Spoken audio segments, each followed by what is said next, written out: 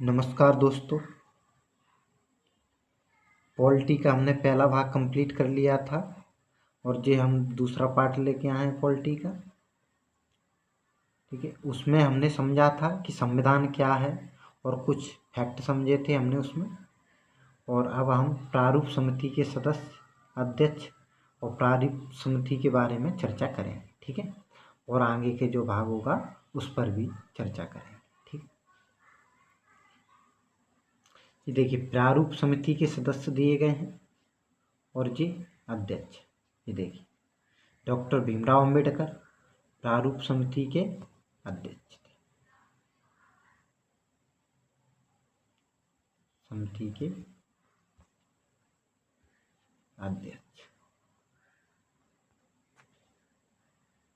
ठीक है, और ये सब सदस्य थे एन गोपाल स्वामी अयंगर, अल्लादी कृष्ण स्वामी अय्यर, सैयद मोहम्मद सादुतुल्ला, BL मित्र, DP खेतान, ये सब सदस्य।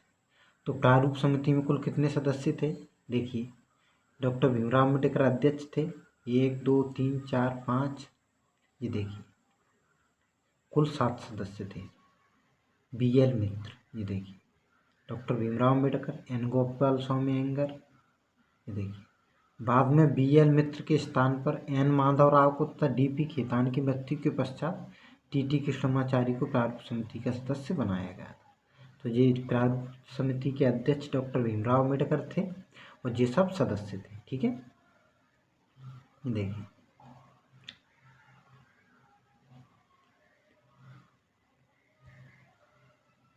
और देखिए ये प्रारूप समिति इसलिए बनाई गई थी जिससे कि इस समिति के माध्यम से संविधान के प्रारूप का पता चले। उस प्रारूप में कौन कौन सी बातें सम्मिलित होंगी, इस बात की जिम्मेदारी प्रारूप समिति को सौंपी गई थी। तो जो अध्यक्ष थे भीमराव अम्बेडकर जी और जो सदस्य थे, इन सब ने मिलकर के संविधान के प्रारूप का निर्माण करने का कार्य किया था। ठीक है, ये संविधान सभा की अन्य समिति।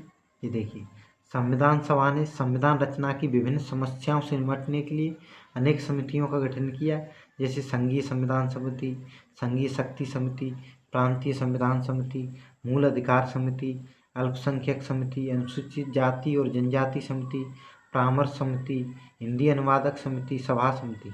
ये सभी समितियां थी। प्रारूप समिति का कार्य था संविधान के प्रारूप को डिफाइन करना, और जो अन्य समितियां थी इनके अलग अलग कार्य डिफाइन थे। ठीक है, ये जैसे अल्पसंख्यक समिति अल्पसंख्यक मामलों से संबंधित थी, अनुसूचित जाति जनजाति अनुसूचित जाति और जनजाति के सदस्यों के कल्याण से संबंधित थी। तो ये सभी अलग अलग समितियां थी जिनके अलग अलग कार्य निर्धारित किए गए थे। ठीक है, और इन विषयों से संबंधित क्या क्या सलाह थी वो मानी गई थी इन समितियों की। ठीक है, ये देखिए ये फैक्ट हैं कुछ, इन पे भी हम बात कर लेते हैं। संविधान का प्रारूप तैयार करने के लिए 29 अगस्त 1947 को डॉक्टर भीमराव अम्बेडकर की अध्यक्षता में 7 सदस्यों की एक प्रारूप समिति का गठन किया गया था। तो भीमराव अम्बेडकर अध्यक्ष थे और 6 सदस्य और थे, तो ये 7 सदस्यीय समिति का गठन किया गया था। ठीक है, संविधान सभा की अंतिम बैठक 24 जनवरी 1950 ईस्वी को हुई तथा इसी दिन सदस्यों द्वारा संविधान के अंतिम रूप पर हस्ताक्षर किए गए। तो 24 जनवरी 1950 को संविधान सभा की अंतिम बैठक हुई। तो फैक्ट के रूप में याद रखना है कि किसी वनडे एग्जाम में पूछा जा सकता है, प्रीलिम्स एग्जाम में पूछा जा सकता है कि संविधान सभा की अंतिम बैठक किस जो डेट को हुई थी। तो आपको याद रखना है 24 जनवरी 1950 को, और इसी दिन सदस्यों ने अंतिम रूप से हस्ताक्षर किए थे। और ये देखिए 26 जनवरी 1950 को संपूर्ण संविधान लागू हो गया था। ठीक है, 26 नवंबर जो 1949 को कुछ भाग लागू हुआ था इसका, और 26 जनवरी 1950 को संपूर्ण संविधान लागू हो गया था। ठीक है, भारत के मूल संविधान में 395 अनुच्छेद, 22 भाग और 8 अनुसूचियां थीं। इसके निर्माण पर कुल 6.4 करोड़ रुपए खर्च हुए। तो ये लागत कितनी थी ये याद नहीं रखना है। मूल संविधान में जो बड़ी बातें हैं जो याद रख लेना है, ये देखिए जैसे 395 अनुच्छेद, 22 भाग थे, 8 अनुसूचियाँ थी। वर्तमान अनुसूचियों की संख्या 12 हो गई है। भाग 22 ही है। अनुच्छेद लगभग 450 के समथिंग, इनमें थोड़े बहुत कम या ज़्यादा हो सकते हैं, लेकिन 450 अनुच्छेद के लगभग अनुच्छेद हैं। ठीक है,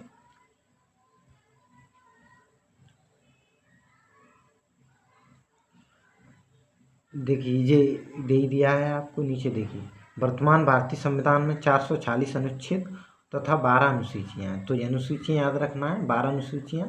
अनुच्छेद ऐसे नहीं पूछे जाते हैं, अनुच्छेद दिए जाते हैं और उनके बारे में पूछा जा सकता है कि ये अनुच्छेद किससे संबंधित है। ठीक है, डायरेक्ट ही ये नहीं पूछा जाएगा कितने अनुच्छेद हैं। ठीक है, कोई भी एग्जाम हो इतनी यहाँ तक नहीं पूछा जा सकता कितने अनुच्छेद हैं। ठीक है, लेकिन हमें जानकारी के लिए याद रखना है कि 440 अनुच्छेद और 12 अनुसूचियाँ। अनुसूचियाँ याद रखना है कि 12 अनुसूचियाँ वर्तमान में, जबकि मूल संविधान में अनुसूचियों की संख्या 8 थी। ठीक है, ये देखिए भारतीय संविधान की अनुसूचियाँ दी गई हैं और उनके बारे में बताया गया कि कौन सी अनुसूची में कौन सा विषय सम्मिलित है। ठीक है, तो देखिए हम पढ़ते चलेंगे। पहली अनुसूची है राज्य संघराज्य क्षेत्र का वर्णन है।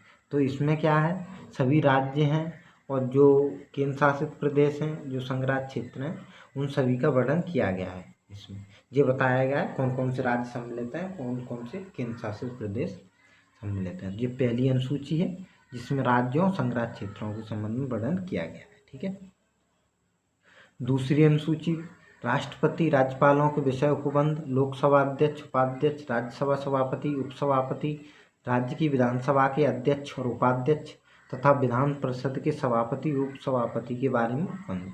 तो दूसरी अनुसूची में मूल बातें हैं, ये सभी जो दिए गए हैं राष्ट्रपति उपराज्यपाल हो या सभापति अध्यक्ष, इन सब की वेतन और भत्तों की बात की गई है। वेतन भत्ते और सुविधा इनकी बात की गई है दूसरी अनुसूची में। ये मूल बात याद रखना है। ठीक है, वेतन भत्तों से संबंधित है दूसरी अनुसूची। ये देखिए तीसरी अनुसूची, इसमें शपथ और प्रतिज्ञान का प्रारूप है। इसमें जो दूसरी अनुसूची में जो दिए गए हैं, ये देखिए राजनीतिक राष्ट्रपति राज्यपाल हों ये सभी, तो इनकी शपथ और प्रतिज्ञान के बारे में वर्णन किया गया है कि कौन कौन सी शपथ लेते हैं, इसके बारे में वर्णन किया गया। दूसरी अनुसूची में जो सम्मिलित हैं उनकी शपथ और प्रतिज्ञान के बारे में वर्णन किया गया, कुछ को और सम्मिलित किया गया। ठीक है, तो याद रखेंगे पहली अनुसूची राज्य संघराज्य क्षेत्र का वर्णन है। दूसरी अनुसूची में राष्ट्रपति राज्यपाल और लोकसभा अध्यक्ष उपाध्यक्ष और राज्यों के जो विधान परिषदों या विधानसभा के अध्यक्ष हैं उनके वेतन भत्तों के बारे में उल्लेख किया गया है। जबकि तीसरी अनुसूची में इनकी शपथ और प्रतिज्ञान का प्रारूप बताया गया है। ठीक है, तो ये याद रखें। चौथी अनुसूची में राज्य और केंद्र शासित प्रदेश में राज्यसभा की सीटों स्थानों का आवंटन किया है।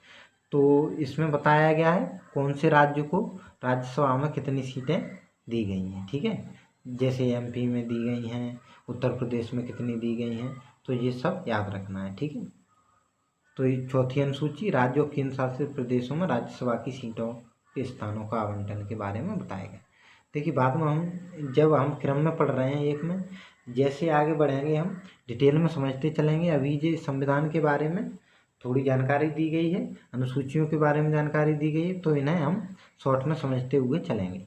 जब गहराई में पढ़ेंगे हम डेप्थ में, तो वहाँ सब चीज़ें सम्मिलित होंगी और मैं डिटेल में समझाऊंगा आपको। ठीक है, तो अभी इतना याद रखना है ये अनुसूचियाँ किस किस विषय से संबंधित हैं। ठीक है, ये डायरेक्ट एग्जाम में पूछी जा सकती हैं, वनडे एग्जाम में, कि कौन सी अनुसूची में कौन से विषय सम्मिलित हैं। ठीक है, ये देखिए पांचवी अनुसूची है। इसमें अनुसूचित क्षेत्रों अनुसूचित जनजाति क्षेत्रों के प्रशासन और नियंत्रण के बारे में उल्लेख किया गया है। ठीक है, तो पांचवी अनुसूची SC और ST के प्रशासन और नियंत्रण के बारे में बात की गई है। ठीक है, छठी अनुसूची ये 4 राज्यों के जनजाति क्षेत्रों के प्रशासन के बारे में बताती है। ये देखिए असम, मेघालय, त्रिपुरा और मिजोरम। ठीक है, तो इसमें ये 4 राज्य सम्मिलित हैं। पांचवी जो बचे हुए राज्य हैं उनके अनुसूचित जाति और जनजाति क्षेत्रों के प्रशासन के बारे में पांचवी अनुसूची में कहा गया। छठी अनुसूची में केवल 4 राज्य सम्मिलित हैं, याद रखना, असम, मेघालय, त्रिपुरा और मिजोरम। ये 4 राज्य याद रखेंगे हम, छठी अनुसूची में हैं, और बाकी के सब जितने भी राज्यों के अनुसूचित जाति और जनजाति क्षेत्रों का वर्णन किया गया है वो पांचवी अनुसूची में। ठीक है, ये देखिए सातवीं अनुसूची में संघ सूची, राज्य सूची, संवर्ती सूची। हमने पढ़ा था जो संविधान क्या है पढ़ा था, तो उसमें हमने बताया था कि 3 सूचियाँ हैं मुख्य रूप से, तो इन सूचियों का वर्णन 7वीं अनुसूची में किया गया है। ठीक है, संघ सूची, राज्य सूची और समवर्ती सूची। ठीक, 8वीं अनुसूची 22 भाषाओं से संबंधित है, जिसमें 22 भाषाओं का वर्णन किया गया है। ठीक है, ये 9वीं अनुसूची है, कुछ अधिनियम विनियमों का विधि मान्यीकरण प्रथम संशोधन द्वारा स्थापित की गई है। ठीक है, 10वीं अनुसूची दल परिवर्तन के बारे में उपबंध करती है। ठीक है, 11वीं अनुसूची जी देखिए, ये थोड़ा मिस्टेक दिया गया है, ये देखिए मैं बता देता हूँ आपको, ये यहाँ 52वां संशोधन नहीं है। ये देखिए दल परिवर्तन के उपबंध ये है 10वीं अनुसूची 52वें संशोधन संविधान संशोधन के माध्यम से 1985 में जोड़ी गई थी। तो ये याद रखना, 52वें संशोधन के माध्यम से 10वीं अनुसूची जोड़ी गई थी, जबकि 9वीं अनुसूची प्रथम संविधान संशोधन के माध्यम से जोड़ी गई थी। फर्स्ट संविधान संशोधन जो 1951 में हुआ था, उसके माध्यम से 9वीं अनुसूची जोड़ी गई थी। ठीक है, ये याद रखेंगे। ये 11वीं अनुसूची है, जो 12वीं अनुसूची, ये देखिए ये थोड़ा मिस्टेक हुआ है, मैं बता देता हूँ। ये यहाँ से इसको स्किप कर हटा देना है और यहाँ से इसको हटा देना। जो 11वीं अनुसूची है वो 73वें संविधान संशोधन के माध्यम से जोड़ी गई है, जिसमें पंचायतों से संबंधित प्रावधान है। और जो 12वीं अनुसूची है वो 74वें संविधान संशोधन के माध्यम से जोड़ी गई है। ठीक है, और जिसमें नगर पालिका से संबंधित प्रावधान है। ठीक है, तो ये याद रखेंगे। 10वीं अनुसूची दल परिवर्तन के बारे में उपबंध है और 52वें संविधान संशोधन 1985 में जोड़ी गई थी।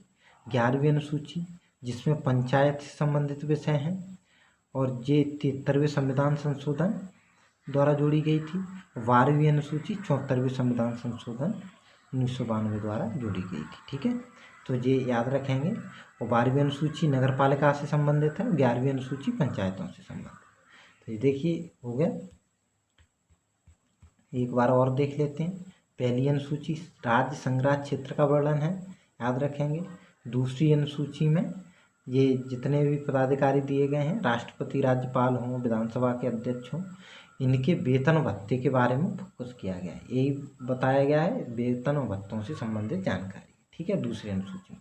तीसरी अनुसूची में इनकी शपथ और प्रतिज्ञान के बारे में बताया गया है। तो दूसरी अनुसूची वेतन भत्तों से संबंधित है, तीसरी अनुसूची शपथ और प्रतिज्ञान से संबंधित है, चौथी अनुसूची राज्य और केंद्र शासित प्रदेश में राज्यसभा की सीटों स्थानों का आवंटन, किन किन राज्यों को कितनी सीटें प्रदान की गई। ठीक है, छठवीं अनुसूची असम, मेघालय, त्रिपुरा, मिजोरम के जनजातीय क्षेत्रों के प्रशासन से संबंधित है और जो बचे हुए राज्य हैं उनके SC और ST के प्रशासन से संबंधित 5वीं अनुसूची है। ठीक है, याद रखें। 7वीं अनुसूची में संघ सूची, राज्य सूची, समवर्ती सूची जो सूचियां हैं तीनों, उनका वर्णन है। 8वीं अनुसूची में भाषाओं का वर्णन है 22 का। 9वीं अनुसूची जो प्रथम संविधान संशोधन के माध्यम से जोड़ी गई थी। ठीक है, 10वीं अनुसूची दल परिवर्तन से संबंधित है, जो 52वें संविधान संशोधन 1985 के माध्यम से जोड़ी गई थी। ठीक है, 11वीं अनुसूची 73वें संविधान संशोधन, 12वीं अनुसूची ये 74वें संविधान संशोधन। ठीक है, ये याद रखना। ये 8वीं अनुसूची की भाषाएं दी गई हैं, जिनमें 22 भाषाएं, ये देखिए ये सब असमिया, बंगाली, गुजराती, हिंदी, कन्नड़, कश्मीरी, मलयालम, मराठी, उड़िया, पंजाबी, संस्कृत, ये सब दिए गए हैं। देखिए 22 भाषाएं। ठीक है, तो इसमें बताया 71वें संविधान संशोधन 1992 द्वारा ये कौन सी भाषाएं जोड़ी गई हैं। ये देखिए कोंकणी, मणिपुरी, नेपाली। ठीक है, ठीक है जी हाँ। और ये 92वें संविधान संशोधन द्वारा भी जोड़ी गई हैं, वो 4 भाषाएं जोड़ी गई, मैं बता देता हूँ। ये देखिए 52वें संविधान संशोधन माने 4 भाषा, बोडो, डोंगरी, मैथिली और संताली। ठीक है, 4 भाषाएं 52वें संशोधन के माध्यम से जोड़ी गई। ठीक है, ये याद रखेंगे। और ये 8वीं अनुसूची में कुल भाषाएं 22 हैं। ये देखिए इसमें एक फैक्टर पूछ लिया जाता है कभी कभी कि अंग्रेजी क्या 8वीं अनुसूची में सम्मिलित है, अंग्रेजी, तो इसमें आपको बता देना कि अंग्रेजी 8वीं अनुसूची में सम्मिलित नहीं है। ठीक है, यहाँ देखना आप कहीं भी अंग्रेजी नहीं दिखाई दे रही होगी, ठीक है। तो ये एग्जाम में पूछा जा सकता है फैक्ट कि अंग्रेजी भी 8वीं अनुसूची में सम्मिलित है, तो आपको बता देना अंग्रेजी 8वीं अनुसूची में सम्मिलित भाषा नहीं है। ये भारतीय संविधान विभिन्न संविधानों से ग्रहण किए गए लक्षण हैं। देखिए भारतीय संविधान है, उसमें देखिए जो हमारी संसद जो व्यवस्था है उसमें कई देखिए बाहर के जो संविधान थे उनसे लक्षण लिए गए हैं, ठीक है। तो उन्हीं लक्षणों को जो बताया गया है विस्तार से, कौन कौन से लक्षण किन किन देशों के संविधान से ग्रहण किए गए हैं, ठीक है। तो ये देखिए, और कुछ लक्षण हमारे जो भारतीय जो अधिनियम थे, जैसे 1935 का अधिनियम था ब्रिटिश काल के समय, 1935 के अधिनियम, यहाँ से बहुत सी बातें सम्मिलित की गई हैं। कुछ बातें 1909 और 1919 के अधिनियम से भी की गई हैं, तो ये याद रखेंगे। ये अधिनियम हम सब हिस्ट्री में पढ़ लेंगे या पॉलिटी में पढ़ सकते हैं, ठीक है।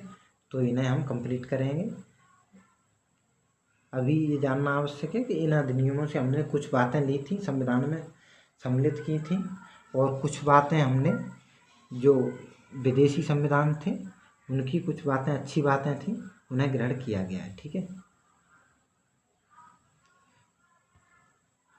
ये देखिए ब्रिटेन से भारतीय संविधान में कौन कौन से लक्षण लिए गए हैं, ठीक है। ये संसदीय व्यवस्था है, ये ब्रिटेन से ली गई है, तो ये याद रख लेना है कि कौन कौन से देश से कौन कौन सी व्यवस्थाएं ली गई हैं, ठीक है। मैं थोड़ा थोड़ा समझाता चलूँगा संसदीय व्यवस्था क्या है। ये देखिए संसदीय व्यवस्था है, इसमें देखिए संसद के 3 अंग माने जाते हैं। संसद, राष्ट्रपति, लोकसभा और राज्यसभा, ठीक है। संसद के 3 अंग हैं। ये फैक्ट पूछा जाता है कई बार कि संसद के अंग हैं, उसमें दे दिया जाएगा लोकसभा और राज्यसभा, लोकसभा केवल राज्यसभा या राष्ट्रपति। तो कुछ लोग समझते हैं कि लोकसभा राज्यसभा ही संसद का भाग है, जबकि राष्ट्रपति भी इसमें सम्मिलित है। राष्ट्रपति इसलिए सम्मिलित है संसदीय व्यवस्था में क्योंकि कोई भी कानून का निर्माण होगा तो अंतिम स्वीकृति राष्ट्रपति ही देंगे उसे, ठीक है। तो इन्हें वीटो का भी अधिकार है, तो इसीलिए राष्ट्रपति भी संसद का अंग है। ये संसदीय व्यवस्था है, ये तीनों से मिलकर के चलती है। कोई भी कानून हो राष्ट्रपति के अंतिम हस्ताक्षर के माध्यम से ही पारित होगा, ठीक है। ये कानून का शासन है। तो कानून के शासन का मतलब है, ये इंग्लिश में रूल ऑफ लॉ कहते हैं इसे। इसका मतलब है कि संविधान से कोई अनुच्छेद होगा, उससे जो व्यवस्था निकलेगी, जैसे देखिए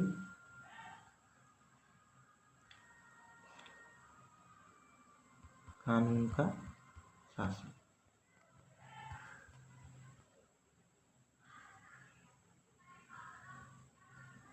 तो कानून का जो डेफिनेशन होगी संविधान के आधार पर होगी, ठीक है। संविधान से ही कानून का जन्म होगा। ये नहीं है कि कानून कोई बनाया और वो संविधान से इतर हो, संविधान से बाहर हो, तो ऐसा नहीं होगा।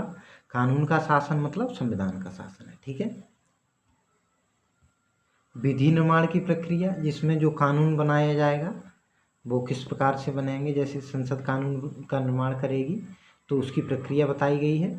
आगे हम डिटेल में पढ़ेंगे, इसकी 3 प्रक्रियाएं होती हैं। अभी समझ लेते हैं। विधि निर्माण का मतलब है जो संसद कानून बनाएगी वो प्रक्रिया कहाँ से ली गई है, वो ब्रिटेन से ली गई, ठीक है।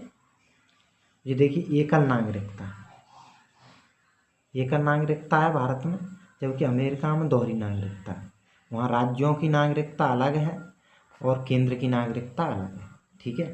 जबकि भारत में केवल आप भारत के नागरिक समझे, ठीक है, आप केवल भारत के नागरिक। तो ये, जबकि अमेरिका में दोहरी व्यवस्था, वहाँ राज्य का भी नागरिक होता है व्यक्ति और केंद्र का भी नागरिक, जबकि यहाँ केवल भारत में एकल नागरिकता है, यहाँ केवल आप भारत के नागरिक माने जाते हैं, ठीक है। ये द्विसदनी व्यवस्था, द्विसदन मतलब 2 सदन है, लोकसभा और राज्यसभा। तो ये व्यवस्था हमने ब्रिटेन से ग्रहण की है, ये द्विसदनी व्यवस्था, ठीक है।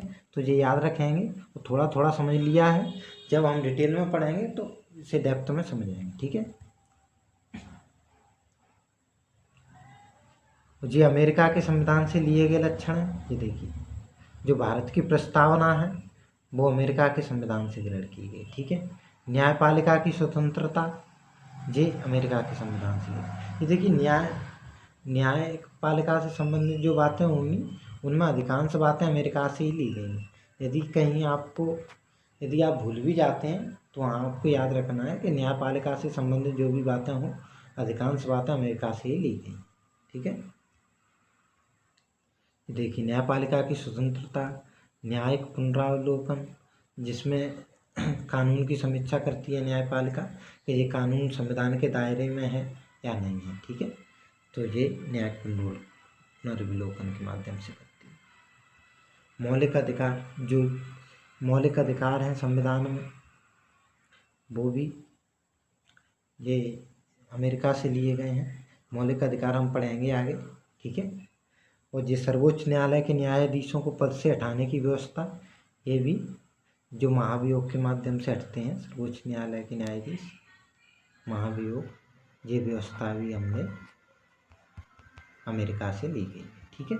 तो ये महाभियोग की प्रक्रिया क्या होती है इसका विस्तार से हम आगे पढ़ेंगे। अभी इतना जान लेना है कि महाभियोग के माध्यम से सर्वोच्च न्यायालय के न्यायाधीशों को हटाया जाता है और ये व्यवस्था अमेरिका से ली गई।